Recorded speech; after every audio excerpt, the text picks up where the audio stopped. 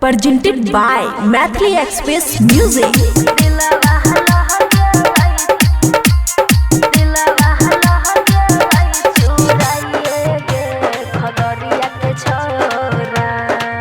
खुशी recording studio Baluaha. जहिया से नजर मिलले रह छिए जागल गे की कहियो तोरा। जहिया से नजर मिलले रह छिए जागल गे की कहियो तोरा। तो दिलवा लगे लई चुराइए गे खबरिया के छोरा। तो दिलवा लगे लई चुराइए गे खबरिया के छोरा। DJ सुमित सतीश रेंजे।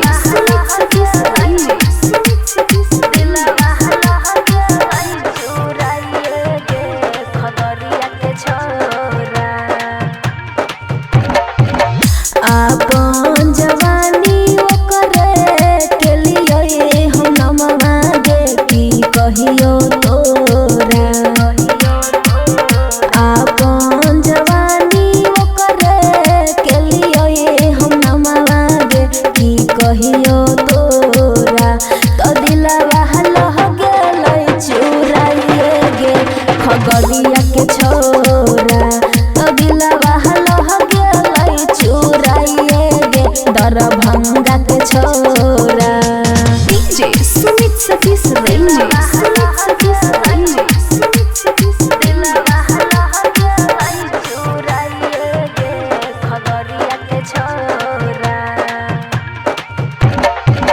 खाना पीना नीतिन लागे बिना देखी सूरतिया गे की कहियो तोरा। खाना पीना नीतिन लागे बिना देखी सूरतिया गे की कहियो तोरा। तो दिलवा लगे लई चुराइए गे खगड़िया के छोरा। तो दिलवा लगे लई चुराइए गे मधेपुरा के छोरा। DJ सुमित सतीश रेंजे।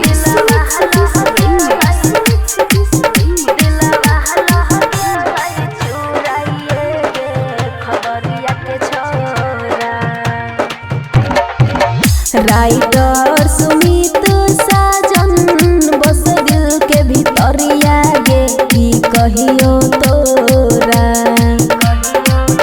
राइटर सुमित साजन बस दिल के भीतरिया गे की कहियो तोरा।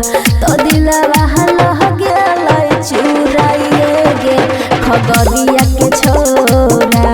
तो दिलवा लगे लई चुराइए गे खगड़िया के छोरा। खुशी रिकॉर्डिंग स्टूडियो बलुआहा।